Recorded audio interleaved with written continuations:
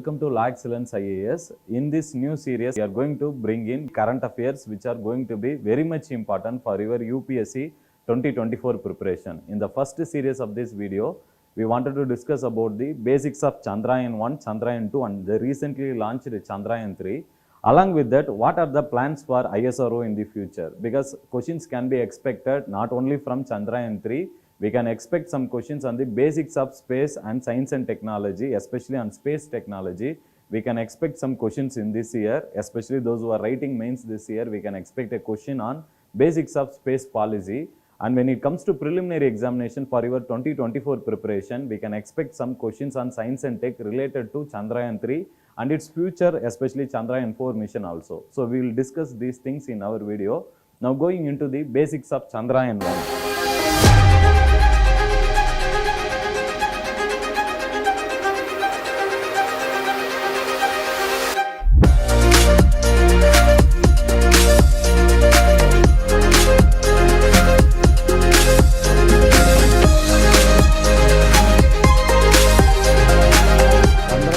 Mission was initially planned and it was launched on 2008. And if you see the rocket which carried the Chandrayaan-1 mission, it was launched using the PSLV C.I.D rocket. But if you see in case of Chandrayaan-2 and Chandrayaan-3, we made use of GSLV rockets. Because in case of PSLV rockets, the basic problem is the payload capacity is considered to be very limited because of the unavailability of the cryogenic engine. Now, in case of Chandrayaan-2, we went for GSLV Mach 3 M1. Here we went for again a version of GSLV rocket only. So that is LV-M3 M1. And Chandrayaan-2 mission was actually launched in 2019, especially after a time period of 11 years. Once India was able to achieve its success on the cryogenic engine, we were able to launch Chandrayaan-2 using the GSLV rocket. When it comes to Chandrayaan-3, which we have launched very recently, here again we made use of a GSLV version, that is LV-M3 M1. And with respect to Chandrayaan-1, when it was initially planned, we planned to send only the orbiter at the first stage. But it was Dr. APJ Abdul Kalam's creative feedback which actually included his plan of including a moon impact probe.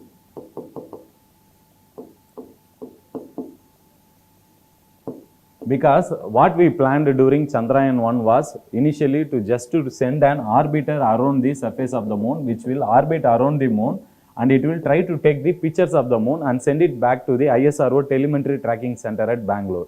Now what happened is, after Dr. APJ Abdul Kalam's vision of our suggestion of including an crasher or impactor, because what we planned is, if we are sending an orbiter, it will not make sense to the other countries that we have landed or touched the surface of the moon. So the Dr. Abdul Kalam has suggested that by sending a crasher or impactor to land on the surface of the moon, India can actually touch the surface of the moon, and here we will get the proud status along with other countries which have achieved in the past. Because if you see in the past countries, it was USSR which made for the first time soft landing on the surface of the moon in 1966 itself.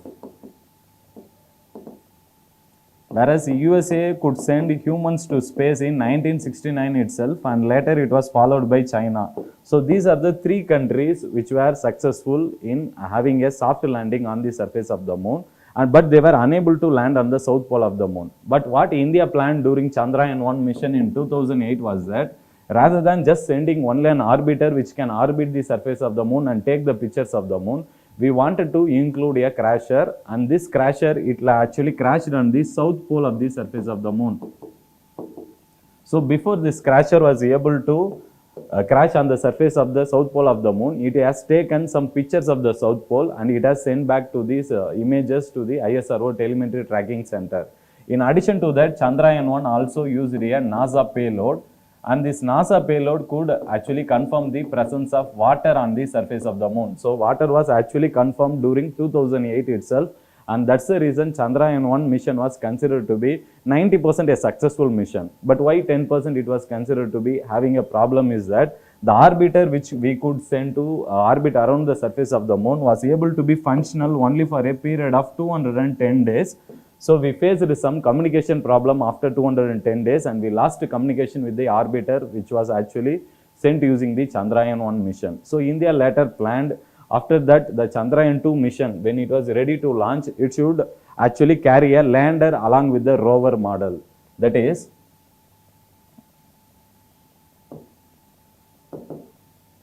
this Chandrayaan-3, which was initially planned in 2019, when it actually landed on the surface of the moon, it carried orbiter plus lander plus rover. So here the usage of rover is the extra addition which we have included in the Chandrayaan-2 mission. Now, the lander which has been sent by the Chandrayaan-2 mission is named as Vikram. It is named after the father of the ISRO, Vikram Sarabhai. So in his memory, we have named the lander as Vikram, and the rover we have named it as Pragyan.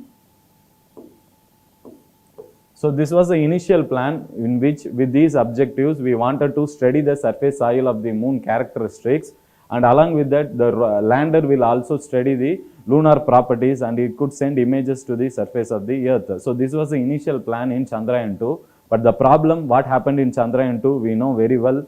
In case of this orbiter, we were able to successfully send the orbiter which could orbit around the surface of the moon.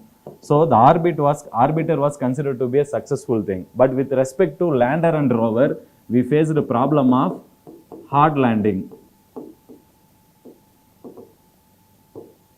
That is, what is the meaning of hard landing is that when we actually try to land on the surface of the south pole of the moon, we could not actually land the lander and rover, that is Vikram lander and the Pragyan rover, in a safer manner, because a lot of damage happened when we are about to actually land on the surface of the south pole of the moon, and the lander and rover crashed. So because of that we call that as hard landing. So then what is the meaning of soft landing? Soft landing is a landing where the lander and rover can land on the surface of the moon without causing any major damage to the lander and rover. So this is the technique which India has mastered now in Chandrayaan-3, but in Chandrayaan-2 this was considered to be a failure because we actually crashed on the surface of the moon. But what our ISRO scientists proudly said is that not only the Chandrayaan-3 which actually landed successfully or touched the surface of the moon, it was Chandrayaan-1 and Chandrayaan-2 both also touched the surface of the south pole of the moon. So that is one proud thing our ISRO scientists will likely to attach this. Now going into the Chandrayaan-3. This Chandrayaan-3 was actually launched now in 2023 on July, in the month of July. Now what happened in Chandrayaan-3, we were actually already having an orbiter which was sent in 2019 by Chandrayaan-2 mission. So what we did is, we made use of the orbiter which was already available and which was actually landed using the Chandrayaan-2 mission. So this orbiter was used additionally in case of Chandrayaan-3. So we don't require now to send an orbiter again, because orbiter was still functional now also. So we could send only the lander and the rover. Again, the names of this lander and rover has not been changed with Chandrayaan-2 and 3. So we have retained the name. That is, lander has been named again as Vikram lander, whereas the rover has been named as Pragyan rover. Now along with that, what we have included is a propulsion module. So this is a new addition which we have included, and this propulsion module, if you see, it won't land on the surface of the south pole of the moon. So we need to be very clear. Only the lander and rover we have planned to land on the south pole of the moon, and propulsion module was not intended to land. Actually, it is intended to orbit around the surface of the moon. That is, so this propulsion module will stop somewhere 100 km away from the surface of the moon, and it will orbit and it will try to search for planets which are having Earth-like planets if it is present near the outer space of the moon, and whether the possibility of human life is possible in these planets will be studied with the help of a payload which we have sent in the propulsion module. That payload is named as SHAPE. So now, one more thing, as I discussed already, the main advantage of Chandrayaan-3 is that we were able to launch it is at a cost of 615 crore, which was considered to be less than that of Chandrayaan-2 mission. The main reason we could reduce the budget of the Chandrayaan-3 was because we already made use of the orbiter which was already functional and sent by Chandrayaan-2. So now we could make use of only the lander and rover and the propulsion module. So it actually made us to reduce the economy of the or the cost of the Chandrayaan-3 mission. And if you observe this Chandrayaan-3 mission, as I discussed earlier, the Chandrayaan mission was actually launched using the version of GSLV rocket. But Chandrayaan-1 mission used the PSLV rocket. In case of PSLV rocket, what is the major, the way how it functions is that it uses a 4-stage fuel. That is solid, liquid, then liquid. But when it comes to GSLV rocket, we use only a 3-stage fuel.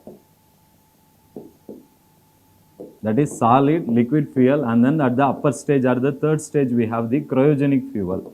So it is this cryogenic fuel which will use liquid hydrogen and oxygen at a very freezing temperature.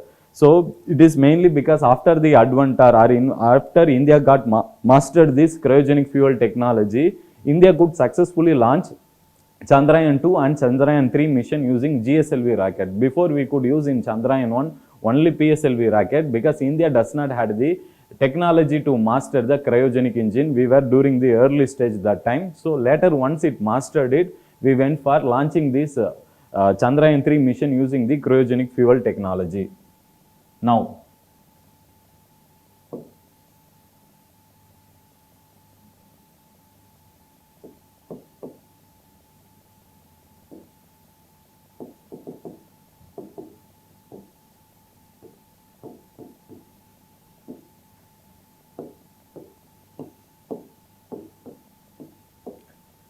Now, the reason being why we have chosen South Pole of the moon, why not the other areas of the moon? Because what our Indian ISRO scientists felt is that this surface of the moon, which is actually facing the moon, that is one side of the moon only, which always faces the surface of the moon, that is the light from the sun reaches only one side of the moon, and the further side of the moon or the far away side of the moon is always away from the radiations of the sun.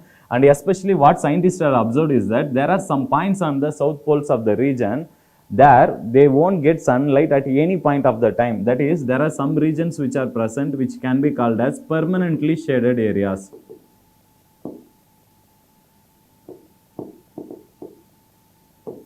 So what Indian scientists, especially our ISRO scientists, could find is that since this region remains undisturbed for a longer period of time, the chances of this region to contain any materials which could give clue about the early state how the universe has been formed, and even there can be a presence of large number of minerals which ISRO could utilize for the benefit of humans. And in addition to that, what ISRO also thought is that suppose if you could find the presence of some useful fuels such as hydrogen, helium or titanium, we can use this as a fuel in future. Suppose if ISRO is planning any interplanetary mission, or if it want to construct an international space station, what ISRO scientists have planned is that we can use moon as a transit point for us to land on the south pole of the moon and make this fuel for our benefit such that we can reach the outer surface of the moon or outer space of the moon.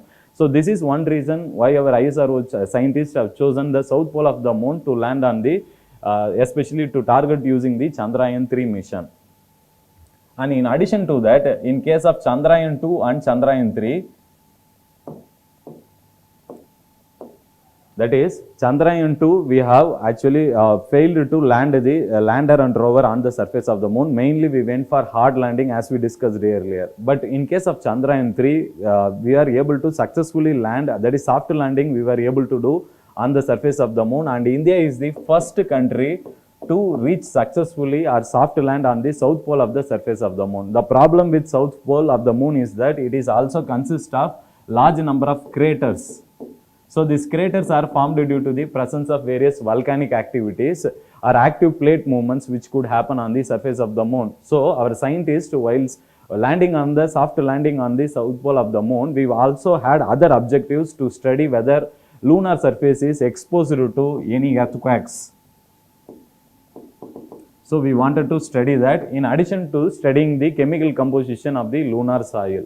So in case of Chandrayaan-3, what we did is we wanted it to land soft landly on a south pole of the surface of the moon in a better manner or in a we wanted to master this technology. So in Chandrayaan-2, whatever learnings we had or failures we had, we wanted to include that and learn from that in the Chandrayaan-3 mission. So whatever ISRO scientists have done with Chandrayaan-3 is that we have actually extended, that is in case of Chandrayaan-2, our targeted area was only very small, that is we have targeted only a radius of, in case of Chandrayaan-2 mission, we have kept the targeted area where we wanted to land on the south pole of the surface of the moon as very small. But in case of Chandrayaan-3, what we did is that we were able to expand this area such that we have a much larger area to target and to find a safe landing on the surface of the moon. And in addition to that, what we did is we have included propulsion module in the Chandrayaan-3 mission, and this propulsion module could carry more fuel. But in case of Chandrayaan-2, we were having less fuel, but with the inclusion of propulsion module, we were able to give more thrust and have more reserve, so that in case of any problems while landing, soft landing on the surface of the moon, the particular area can be changed, and the lander and rover, this integrated module, can actually identify any obstacles on the surface of the moon or any craters, any big holes on the surface of the moon, and accordingly it can change the location so that it can soft land on the surface of the moon in a safer manner. So we also try to include that propulsion module and try to include more thrust or more fuel as a reserve, so that in any case we should land soft landing on the surface of the moon in a successful manner. And one more thing, what changes we have done in case of Chandrayaan-3 mission is that in case of Chandrayaan-3 mission, we have went for 4 solar panels. But in case of Chandrayaan-2, we used only 2 solar panels on the lander. But now in case of Chandrayaan-3, we have included extra solar panels so that it could be provided with extra energy to survive and study the surface properties of the moon. Moreover, one major thing what we have made use of Chandrayaan, that is Chandrayaan-3, is that in case of Chandrayaan-3, we used the images which were sent by Chandrayaan-2, that is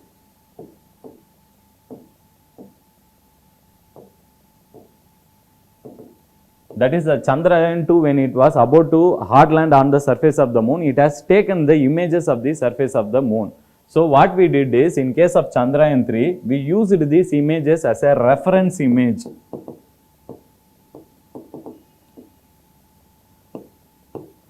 So that when we wanted to land or soft land on the surface of the moon in Chandrayaan-3 mission, we used this reference image, and this reference image was already fed into the lander and rover, that is the Vikram lander and the Pragyan rover. Now this lander rover integrated module will search for this exactly the reference place on the surface of the south pole of the moon, and it could soft land safely without any obstacles over there. So this is what we have done in case of Chandrayaan-3, is that we made use of the advantage which has been given by Chandrayaan-2, that images which we have used as a reference image, so that we can soft land successfully on the surface of the moon. So these are some major additions India have done in case of Chandrayaan-3 mission, and we could land successfully. And India is the 4th country to do. That is, the first country it was Russia, second it was USA, and then third country which could land on the surface of the moon is China. And now India has reached the 4th country. So India is the 4th country to land on the soft land on the surface of the moon,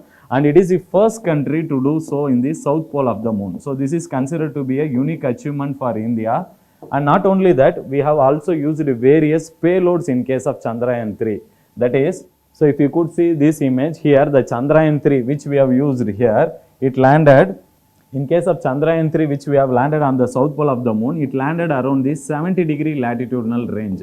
So other countries could actually land only up to the north of equator and as well as south of equator, but never near the polar region, what India have done. That's why India is credited with the only country to land soft land on the south pole of the surface of the moon, and it is also the first country to do so. And this is the integrated lander module, and then rover module, and then this is the propulsion module which we have used and payload called shape. So that will study the outer space, any habitable planets are there, and it will send that information to ISRO Telemetry Tracking Center. So this is a rover which we have used, that is a Pragyan rover, and it will consist of 6 wheels. So this is the Vikram lander we have used. In case of this Vikram lander, what we have used is, we have also sent 4 payloads here. So totally we have used 7 payloads in the Chandrayaan-3 mission. And out of the 7 payload, we have discussed the propulsion module have carried a payload called SHAPE, and that will be used to study Earth-like habitable planets outside the surface of the moon. And this propulsion module is still, it is orbiting around the surface of the moon. But along with that, we also sent a NASA payload. The NASA payload was actually attached to the lander, and it will also do some scientific like experiments on the surface of the moon. And the 4 payloads which we have used apart from NASA payload is that we have also used Ramba,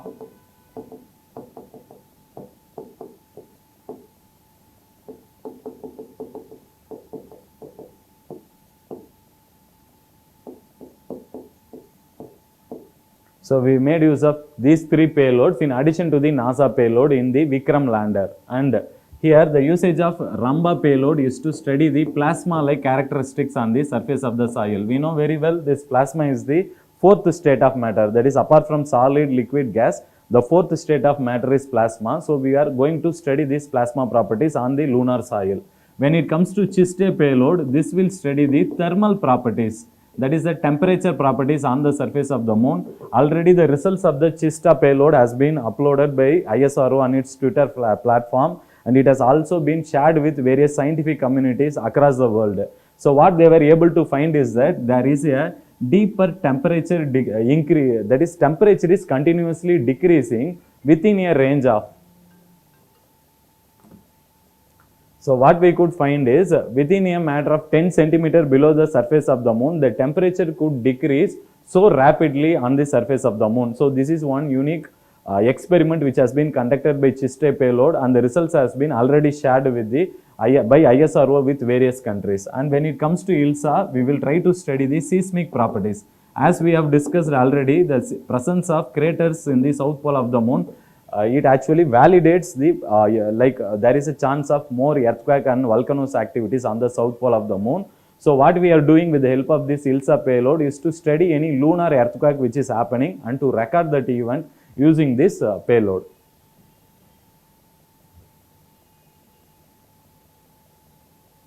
So as we have discussed already, we have discussed about the Ramba payload which has been sent using the Vikram lander, and the CHASTE payload and ILSA payload which we have discussed, and the propulsion module will carry the SHAPE payload, and this will be used to study the Earth-like habitable planets outside the surface of the moon. In addition to that, the other 2 payloads which has been used by rover are used to study the mineral composition and elemental composition on the surface of the moon. So we have used 2 payloads called Apex and LIPS.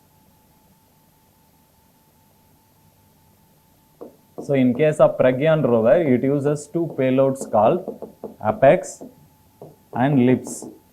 So the main purpose of sending this Apex payload was to study the mineralogical composition of the lunar soil.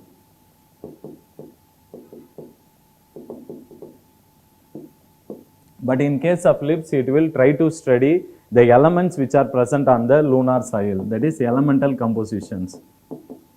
So it will try to study basically the 8 main elements, that is 7 elements. It will try to identify the presence of 7 unique elements, and it will try to see whether it is present on the lunar soil. That is, you can remember by the code MASK CTF, that is magnesium, aluminum, silicon, potassium, calcium, and then titanium, and then iron. So these 7 minerals or elements, if it is present on the surface of the south pole of the moon, will be studied, and it will be confirmed by using a spectroscopic technique which is present in the Pragyan rover. And already you know very well this Pragyan rover, using this LIPS experiment, it has confirmed the presence of oxygen on the surface of the moon, titanium which is present on the lunar soil, in addition to the presence of various elements like silicon also. Now we are in the process of confirming whether there is a presence of water on the surface of the moon. In addition to that, the presence of helium. So these 2 elements needs to be confirmed. Our rover is in the process of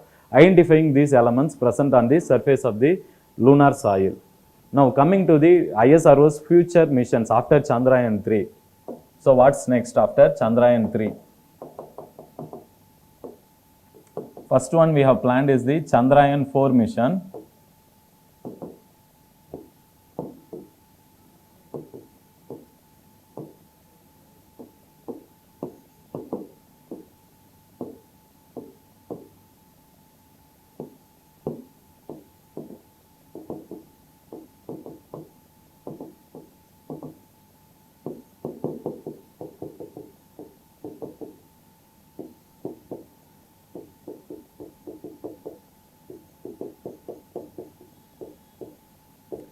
So after Chandrayaan-3 mission, we are planning to send 7 missions which are in pipeline are planned for ISRO. To start with, we are planning to launch Chandrayaan-4 mission also. But the idea behind launching Chandrayaan-4 mission is to bring the lunar soil back to Earth's surface. That is bringing lunar soil